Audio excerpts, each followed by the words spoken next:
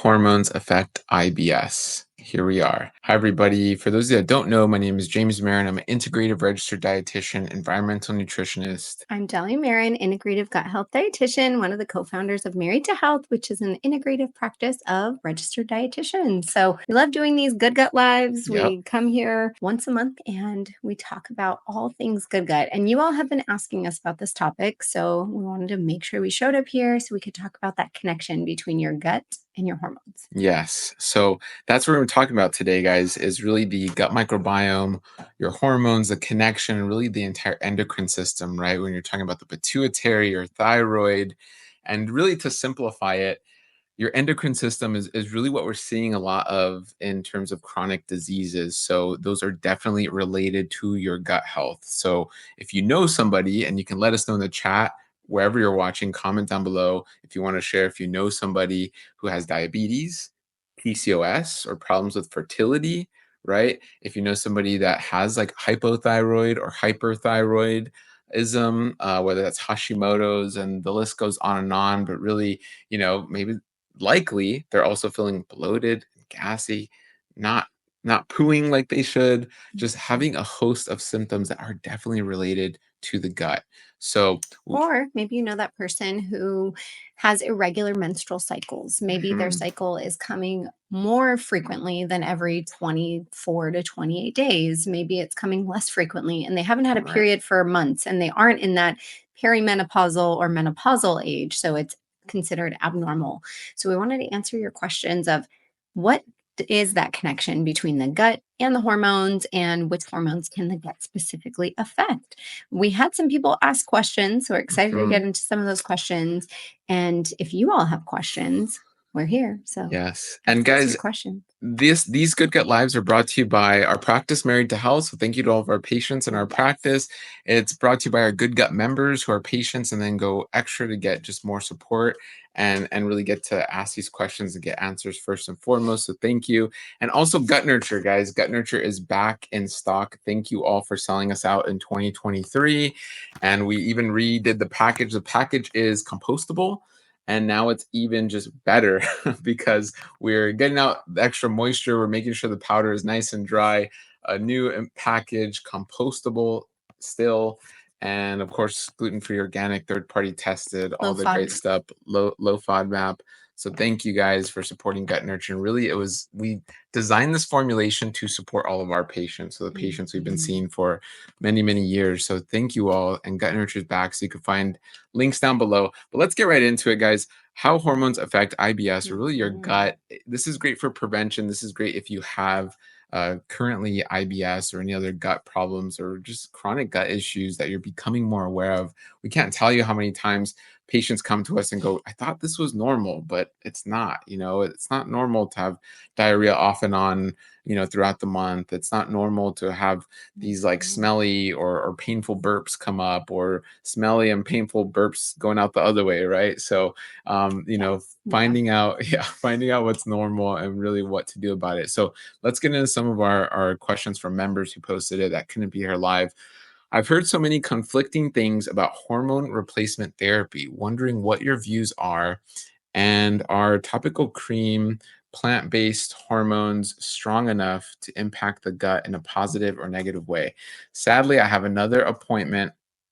Oh, so I'll have to catch this replay later. Okay.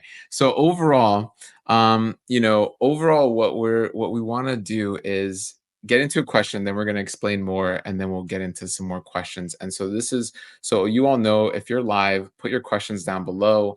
Ideally, it would be great if it's on this topic, but really anything having to do with gut health is great. But we really are talking about hormones and IBS and just hormone questions. So what we're going to do is yeah, first and foremost, put the disclaimer: we are not doctors. We're integrative registered dietitians. This is not medical advice. This is just general advice and general knowledge that we've gained in our practice with seeing patients. And really, we do help bridge the gap between hopefully your integrative doctor and your dietitian and the rest of your care team. Mhm. So a lot of things here, just really quick with this question. Hormone replacement therapy, again, check in with your integrative care team. Obviously, I would say, as a dietitian, what's your foundation? Really, your foundation is your lifestyle. Your foundation in that lifestyle is what you're eating, what you're breathing, and what you're drinking, and what you're thinking, and what you're doing on a daily basis. So if you're in a toxic environment, whether that's from people, places, or things, including food, and then you're like, hormone replacement therapy is going to fix everything. Well, probably not, because your foundation is that of a it's off, right? Your foundation's off. So then expecting something externally to fix it, it could help. And there's a lot there, but overall, you still need a solid foundation. It doesn't matter if it's a replacement therapy or something else. And I would say the most important part of that foundation is the gut microbiome. It Mm, is basically a hormone recycling center. If you are not having healthy daily detoxes, including bowel movements, and especially bowel movements, then you're recirculating those hormones, and those hormones are going to be reabsorbed. And then you could have imbalance in any of your hormones. mm, So, first things first is when any of my patients come to me, they're having hormonal imbalance symptoms or they're talking about going on hormone replacement. We really want to get those foundations down. Are you eating enough fiber? Is your gut functioning very well? What is happening as far as gut health goes?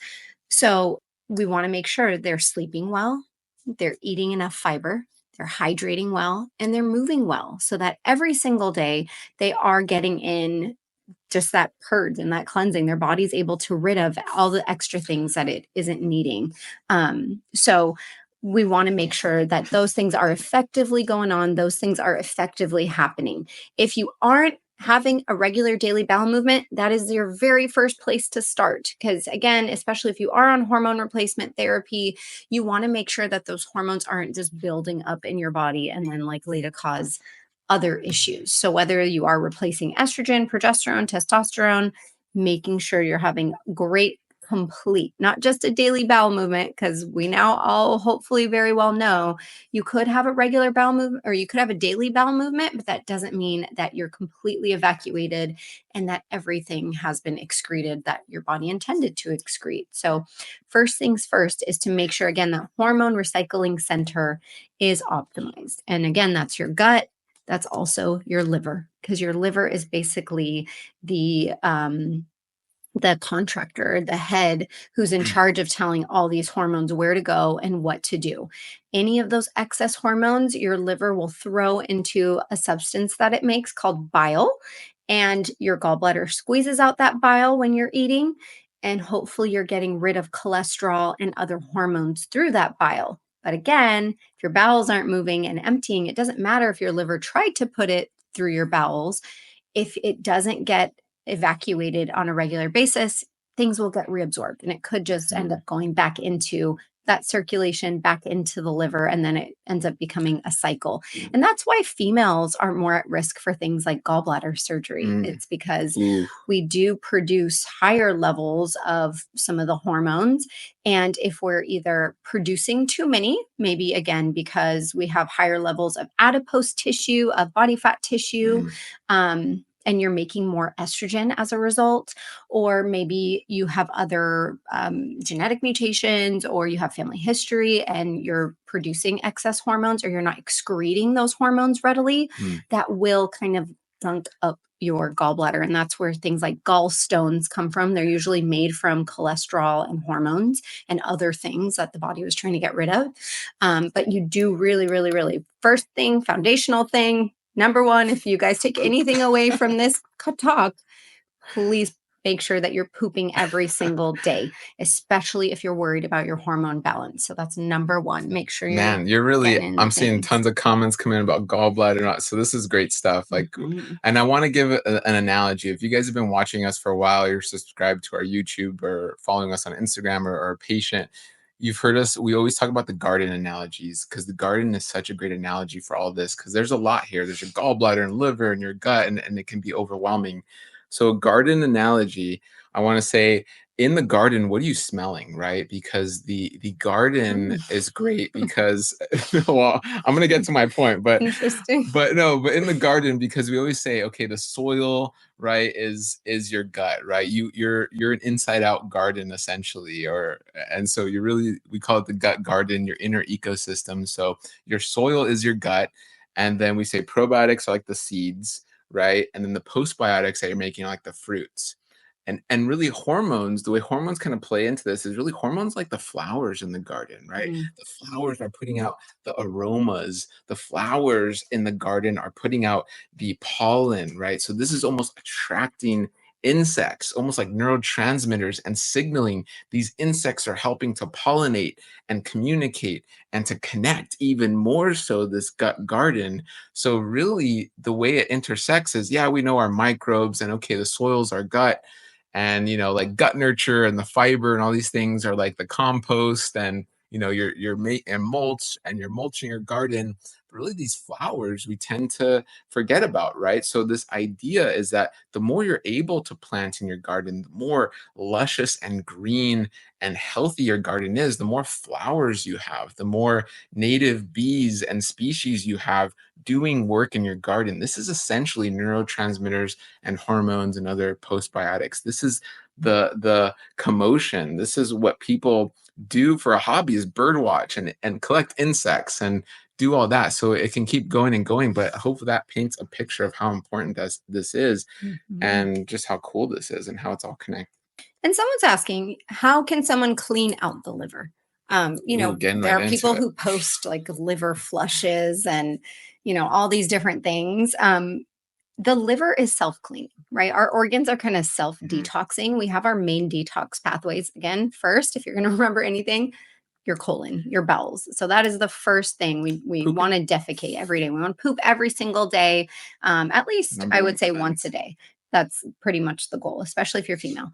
Um, and then you also urinate. So your kidneys will get rid of water soluble Mhm. things. So our liver, again, will stick things to water and then that will leave through the kidneys. You also have your skin. So your skin will release toxins. You'll sweat them out. Your pores are another detox pathway. And Mhm. so are your lungs. So your Ah, lungs will also get rid of things. You can breathe things out and respirate things out like gases and other things that are produced by microbes and other functions in the body. So your body wants to self clean. I mhm. think it's just making sure there's nothing hindering that flow. So eating enough fiber is really essential and kind of, I guess, cleaning the liver out, if you want to call it that, but just helping the liver with its natural daily detox. So eating fiber, the liver will stick things to fiber. Bile will attach to fiber, different toxins will Mm. attach to fiber, hormones and cholesterol will attach themselves to fiber. So make sure you're getting enough fiber in your diet. Both types of fiber, that broom type of insoluble fiber that kind of pushes things through, eat things that really don't soak up a lot of water, like apples and kale and celery, or high insoluble fiber foods that you tolerate if you're low FODMAP or you're on another type of diet, and also eat MOP type of soluble fiber. So that can be found in things that do soak up water if you were to leave them in water. Think of your beans and your whole grains and seeds like chia and flax and certain fruits that would puff up a little bit more if you were to leave them in water. So you want to make sure you're getting in both of those types of fiber every single day. And then, there are other foods that have been shown to contain nutrients that help with those liver Mhm. detoxification pathways. So making sure you're eating enough B vitamins or getting in enough B vitamins, vitamin C. You want to get in enough antioxidants, especially sulfur rich antioxidants if you tolerate them. So, eating things like broccoli sprouts, cabbage, cauliflower, Brussels, asparagus, all these are really, really supportive to the liver. So, you want to make sure you're eating a wide variety of these foods every single day. And then, some studies have also shown that bitter foods can help support the release of bile from the gallbladder. So, it Mhm. helps with that flow of things because you don't want a stagnant gallbladder because things will kind of tend to backflow in that sense. So, eating bitter foods has been shown in some studies to help squeeze out a little bit more of that bile. Every time you eat, your gallbladder wants to squeeze out at least 35% of its contents. So, studies have shown that bitter foods help to do that. They kind of acidify the gut a little bit temporarily, and it's that stomach acid that enters the first part of the small intestine that says, "Hey, gallbladder, it's time for you to shine. It's time for you to bring that bile into the small intestine." So, whether that's adding vinegar to your food, having bitter roots like turmeric Mhm. and ginger or turnips and radish, or you can have chicory or dandelion, arugula, things like that that you can tolerate. All of those are really great for the liver. And I want to say not to bog the liver down. So, not only do we want to be mindful of helping with that daily detox, you also don't want to overwhelm the liver. So many studies show that fructose can overwhelm the liver. High amounts of carbohydrates, especially highly refined, hyper processed foods, can overwhelm the liver a bit as well. Thank you for watching this. We hope you know by now Married to Health really does everything we do coming from a need in our community, a need from our patients, a need from being dietitians for over a decade, from running our own private practice. And we continued that when we formulated Gut Nurture. So if you didn't know, Dahlia Marin, RDN, LD, CGN formulated Gut Nurture along with Complement. We truly believe it is a great complement for your gut health journey. Why is that? Well, it's low histamine, it's low FODMAP, it's organic, even the package is compostable. We really designed it with the patient in mind that is wanting to eat more plants, that needs to eat more plants, but is struggling to eat more plants. This is that bridge. We also designed it for the person who's just like, I want to boost my gut, I want to feel really good, I want to help with the structure, function, and population of the gut. This is unlike anything that's really out there in that as it's focused on being a prebiotic, not really a probiotic. So the idea here, you can think of Gut Nurture as compost for your gut ecosystem. It's not trying to force seeds and the probiotics in, it's trying to create a beautiful environment and a beautiful foundation. So any seeds you get from the fermented foods you're eating, from your environment, from the beautiful habits you're building, whether you're working with us or not, they are going to fall on this beautiful, healthy soil with this beautiful, healthy compost and create a lush, beautiful ecosystem and garden, creating an abundance of fruit and postbiotics that are going to keep you healthy and thriving. So click down below, learn more about Gut Nurture, and we'll continue with the episode. And then, really, just overconsumption of calories can tend to overwhelm the liver as Mhm. well, because when our body taps out, it stores, because right, we'll use carbs, we'll use protein, we'll use fats, and then we can store some away in different places. Like, we'll store extra carbs in our muscles, in our brain, in the liver as well. But then when those storage units are kind of to their max, the body has to get creative, so it will convert any of these extra calories, carb, protein, or fat calories, into something called triglycerides, which are a type of fat, if you will. And that can be stored in the blood, and that can also be stored in the liver. So you don't want to overwhelm your liver with too much of that fructose, too many of those refined foods, or just too many calories in general. Because that's why we're hearing more and more now about non alcoholic fatty liver disease. Or I've had more patients, unfortunately, recently been even diagnosed with liver steatosis, which is kind of the next progressed step where they're having hardening of the liver. And it's not, uncommon for those same patients with non-alcoholic fatty liver or liver steatosis, which can then progress into other things like even further hardening, like cirrhosis or liver cancer.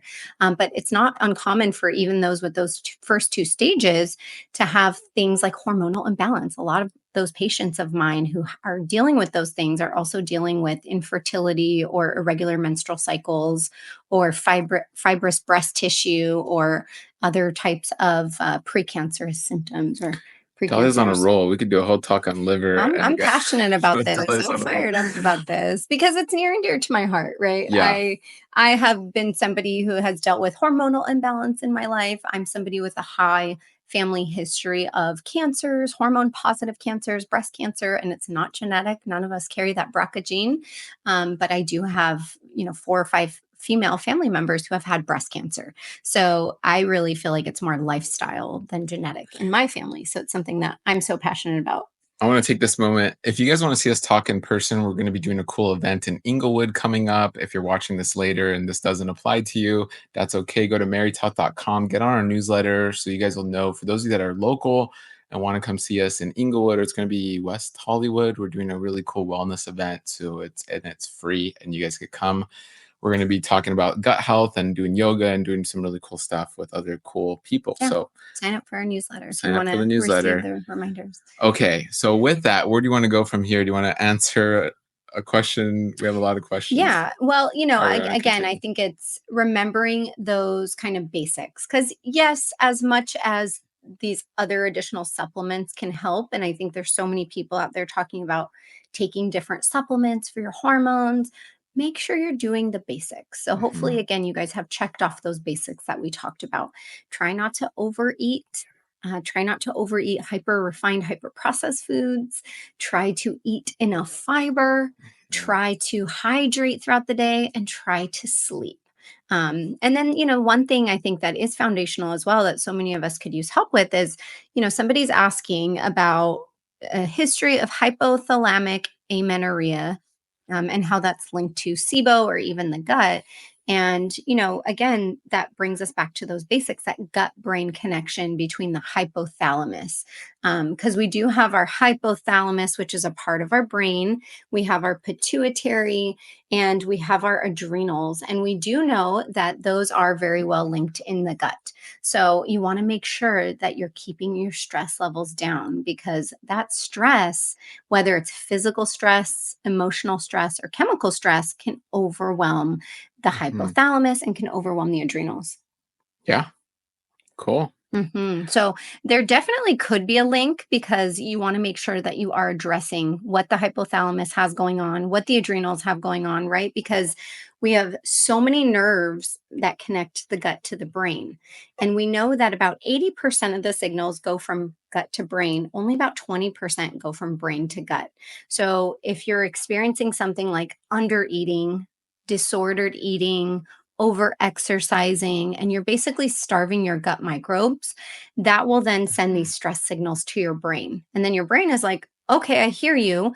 Let me then down regulate, or let me then try to control other things that are non essential. Our body knows certain things are essential. Our brain's not going to say, okay, we need more energy. Let me reserve that by shutting down your lungs, right? Your brain knows you'll die without breathing. It's not going to downregulate your heart pumping the blood either, because it knows that you'll die, or your brain. But your body knows that you can survive without your hormones functioning at full capacity. You might not be able to get pregnant or have a regular menstrual cycle every month, but you won't die. So that tends to be one of the first places that your body will pull some of that energy from. And again, if things are awry, whether that's microbial or whether that's the flow of those nerves and that kind of elevator that connects the two, the gut and the brain, the vagus nerve, then that means motility is off. So, absolutely, yes. A history of hypothalamic amenorrhea can absolutely either cause SIBO, or SIBO can be caused by that. Or if you have SIBO, again, it's sending stress signals to your brain because something's off. And then that can cause you to miss your period. So it's so important to connect those two. And so, and to what is hypothalamic amenorrhea for those that don't know? It's thyroid-based So it's menstrual. no, basically, it's when your hypothalamus, that part of the brain, from stress is turning off your hormones. So amenorrhea means irregular periods or skipped periods for many women. So if you're having those skipped periods, again, because your body's stressed, either mental stress, physical stress, and I would say most of the time it ends up being physical stress from under eating or undernourishing the body. It could be extreme emotional stress somebody's going under, or again, chemical stress if they've been exposed to something in their environment. That can absolutely cause that hypothalamic amenorrhea. So it's basically a stress smoke signal the body is giving. So, Very cool. so important. I know we talk about the microbiome, but it connects to everything. So it's so important to understand how the brain that it connects to with this elevator. Again, we talked about the liver and the gallbladder and how those connect and how they can impact hormones are so important. James talked about the endocrine system and how that's deeply ingrained and kind of intertwined in the gut. So all these systems we want to try to optimize, And yes, like I said, I'm not a supplement hater. I take supplements, I recommend supplements, but I see so frequently my patients are not checking off those boxes of their everyday basics. Right. And then they're just asking me, what supplement should I be taking? And it's like, sleep. I Mhm. can't put that in a supplement for you. You need to just be more disciplined and on top of your sleep.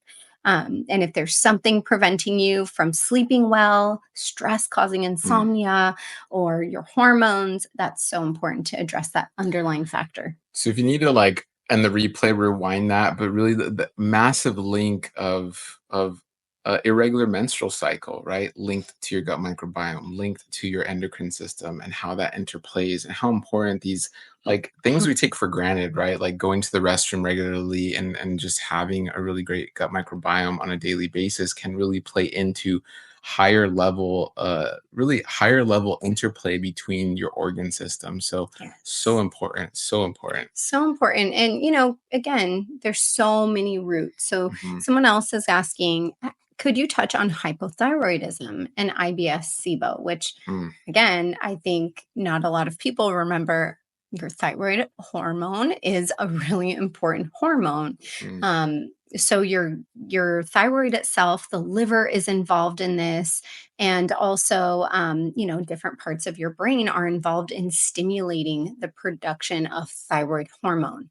And when this is understimulated and you're not stimulating enough of that thyroid hormone production, we tend to find if somebody is hypothyroid and they have low thyroid function, low stimulation, mm, everything kind of slows down along with it. So that's why with hypothyroidism, people are really tired, energy is low. People's metabolism tends to slow down, so they tend to find that their body composition might be changing, and maybe they're gaining some weight that they previously weren't, even though their habits were the same. They tend to have lower absorption of things. They tend to produce lower amounts of stomach acid. And then, because of that slower rate of metabolism, that plays into slower motility. The lower stomach acid sends weaker signals again to the gallbladder, to the pancreas. So, there's absolutely a really clear connection between IBS and hypothyroidism. And there was an interesting study that came out a couple of years ago, and it associated women who are taking levothyroxine with IBS. And I mm, think people from that said, oh my gosh, thyroid medication causes IBS. And it's like, no, there was a correlation between those who have hypothyroidism and who are on thyroid medication having IBS symptoms. Because again, guys, remember the three most important functioning parts of a gut are the motility or the movement, the balance of bugs living in the gut, and then that gut barrier. So if any of those things are off, then that will affect the thyroid, or sorry, the gut, and then that can affect mm. all these other systems that connect to the gut. So that can be the thyroid 100%. What do you see? I want to ask you a question. Like, how often are you seeing the thyroid as like one of the big roots of SIBO in your Um, patients? I would Like, say how it's often would you it's say? there for sure. And we're seeing a there is a strong percentage. There's, I want to say, about 10%, 10 to 12% of Americans do have hypothyroidism. A large chunk of those, I think it's over 95%, are female. Mm, So we do see a percentage, I would say, of people with IBS who also have hypothyroidism. And sometimes it's diagnosed. Sometimes it's not fully diagnosed. Someone might come to me and say, I know I have hypothyroidism. And I mm, always ask, do you know if it's autoimmune or is it nutrient deficiency mm, hypothyroidism? So, we want to determine, is it autoimmune based? mm, Because then that speaks to your gut lining. Is your gut lining a little bit leaky or permeable? And is that why your immune system's activating and going after your thyroid? So I do absolutely see it in practice. And I always have more questions for my patients. What else are you doing to manage it? Has it been fully studied? Again, have they ruled out autoimmune? Or if it's nutrient deficiency based, maybe it's iodine deficiency.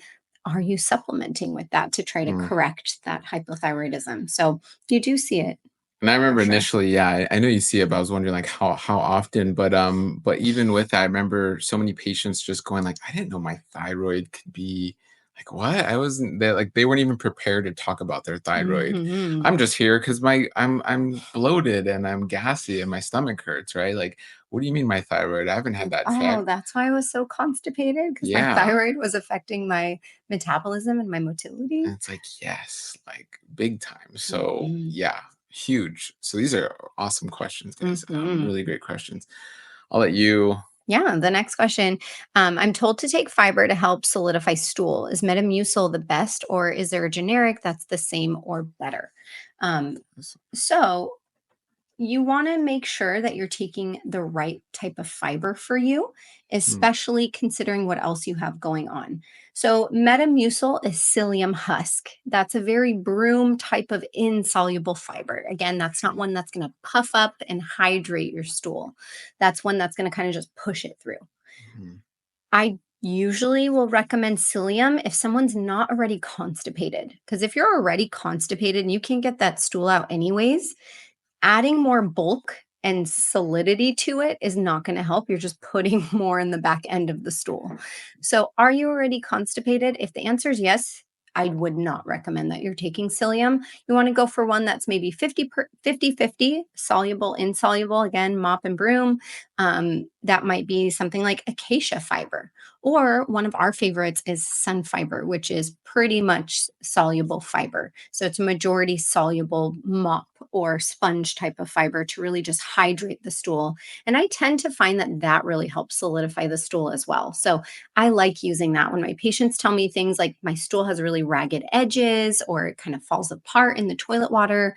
Sun fiber is so great. We actually put sun fiber in gut nurture for that reason, because it's one of my favorites. It's low FODMAP, low fermentable, and if someone's constipated or has diarrhea, it can be helpful for either. So um, I think Cool. try out some sun fibers, some gut nurture if you wanted to.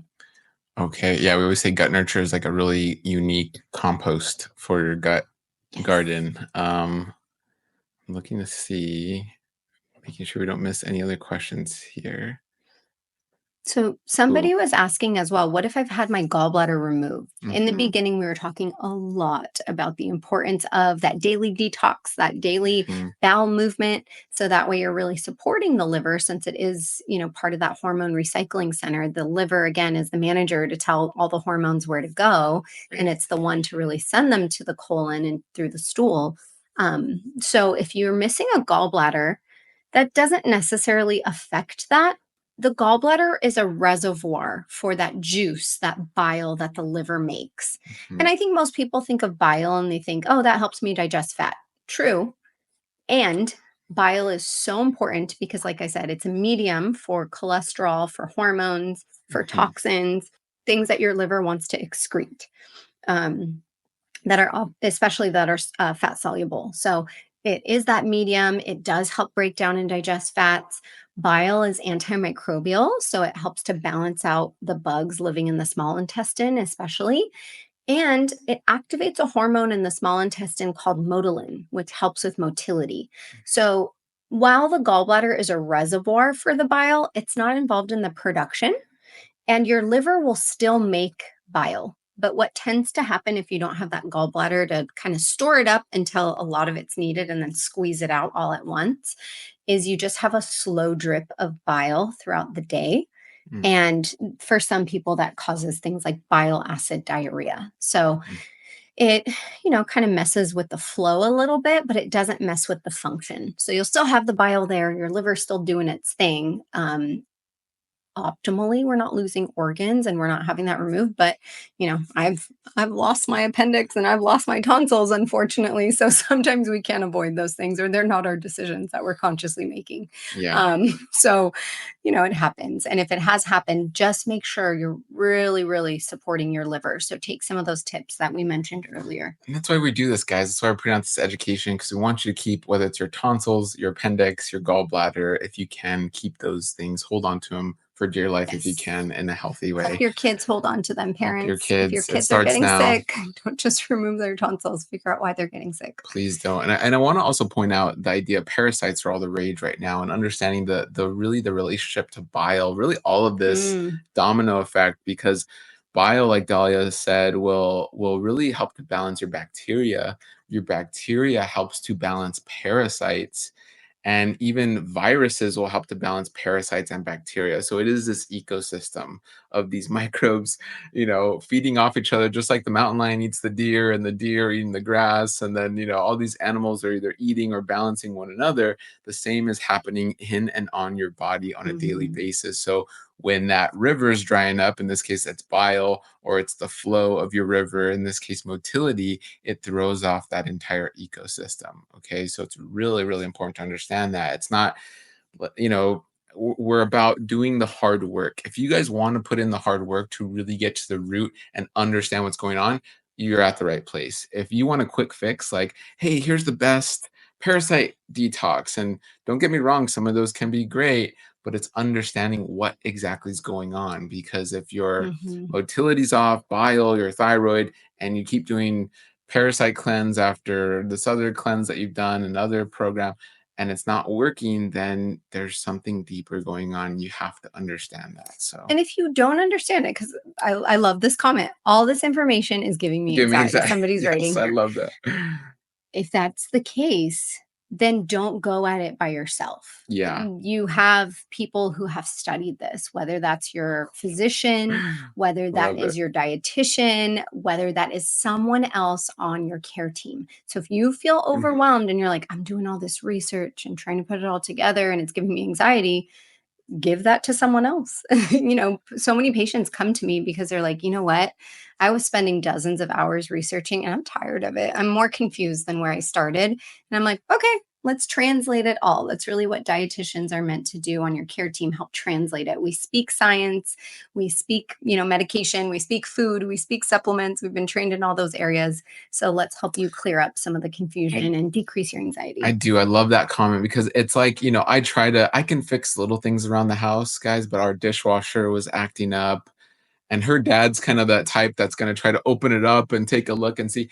But it gives me anxiety. Like, I And you just don't could, want to and I just don't want, because I have other things to do, right? It doesn't make sense for me to become a just dishwasher become an specialist. appliance expert. Or in the car, yeah, it might save me money, but when you think about it, is it? Because then I have to research. I'm watching YouTube videos after YouTube video. I might mess it up. I'm opening the trunk of the car and the top of the car and messing maybe more things up, and it's overwhelming, Yeah. right? So it makes total sense because I'm not a mechanic.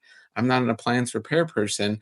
I leave that to someone who knows actually what they're doing so they can fix it. Thank you so much for watching this video. We know you're probably getting quite a bit from it. It can be a lot of information, can be overwhelming, and we totally get that. Dahlia was there not too long ago suffering with IBS and SIBO-like symptoms. She was hunched over very often, bloating, gas, constipation, diarrhea, skin issues, hormonal issues, the list goes on and on.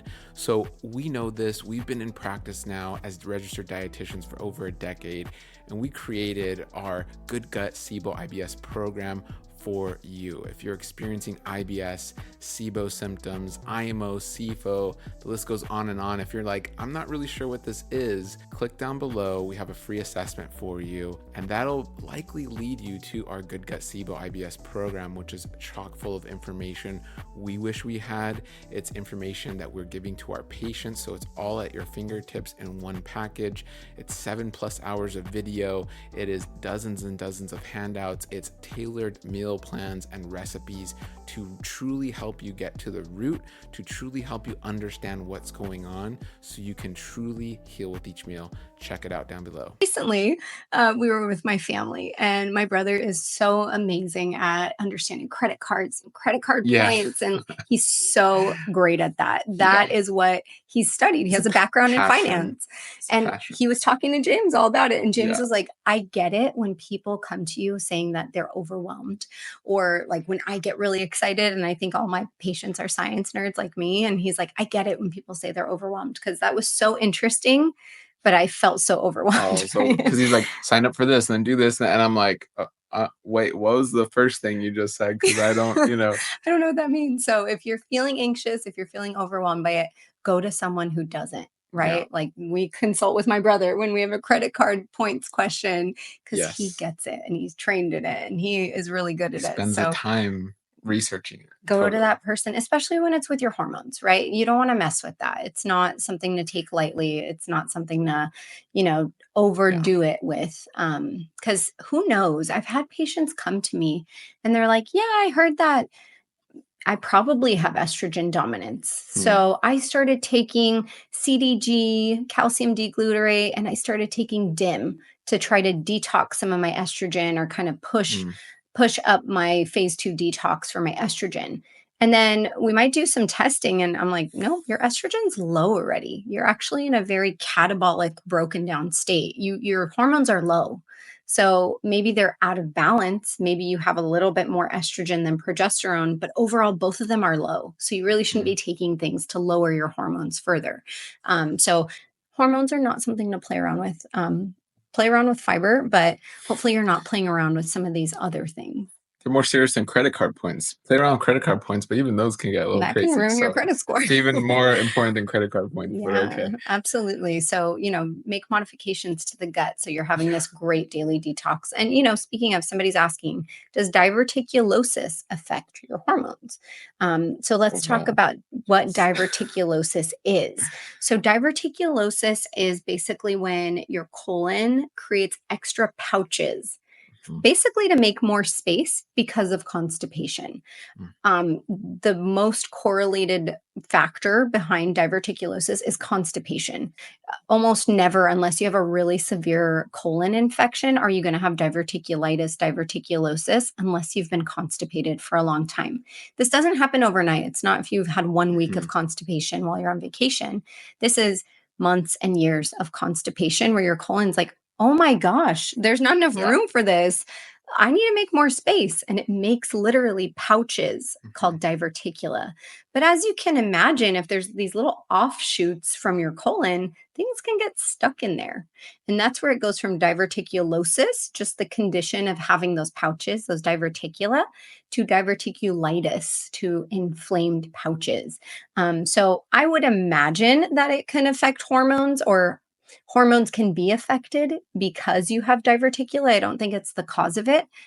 The root cause would then be constipation. So again, like we said, if you're not pooping every day, you're That not could be optimally balancing your hormones. that could be related to your thyroid, to your hormone. Yeah. So it's Any it's of the it's other a yeah, hormones. any of them. Mhm. All right. So we have another question there. Okay, constipation. Constipation is not pooping, but how often should someone be pooping? I saw this question multiple spots.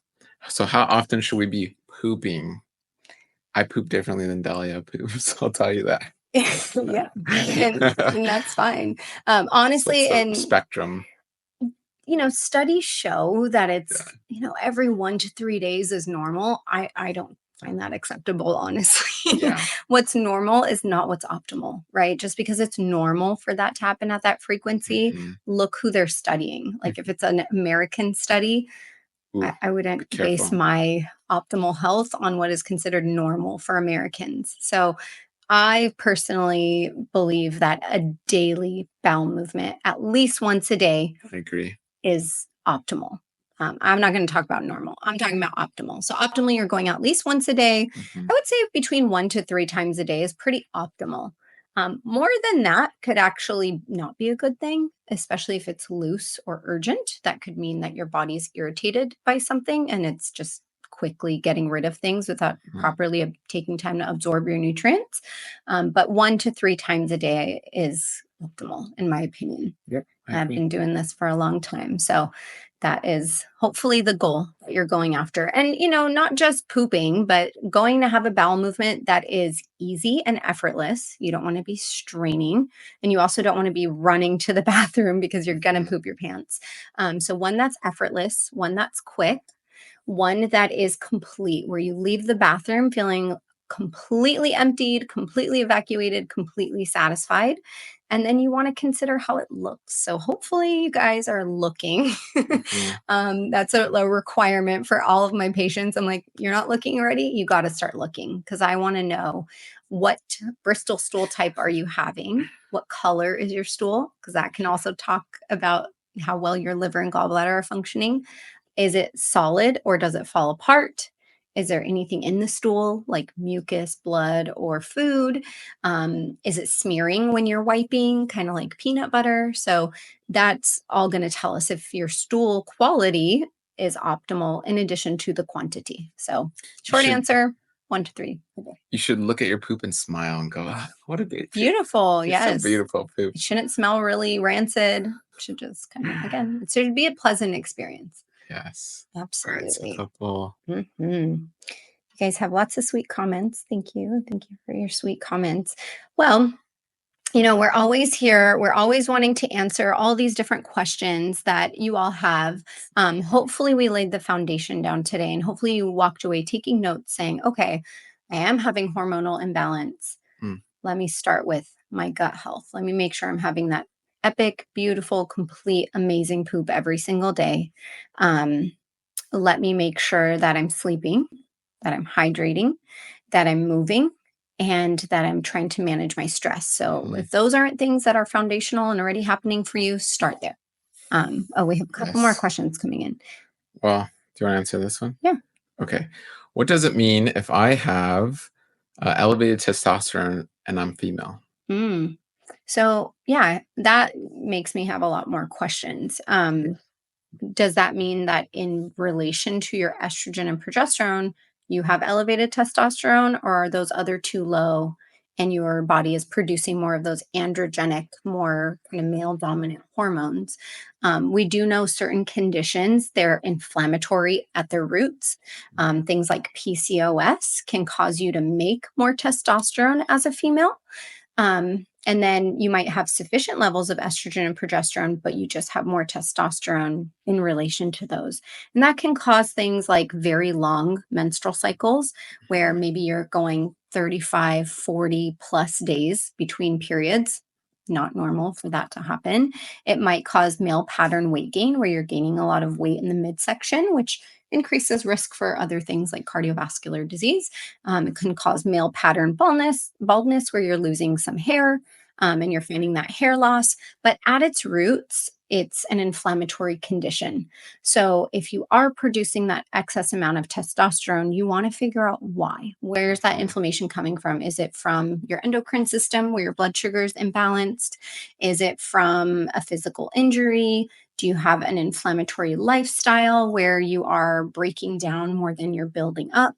Are you stressed? So there's different types of PCOS. We do know that there is stress PCOS.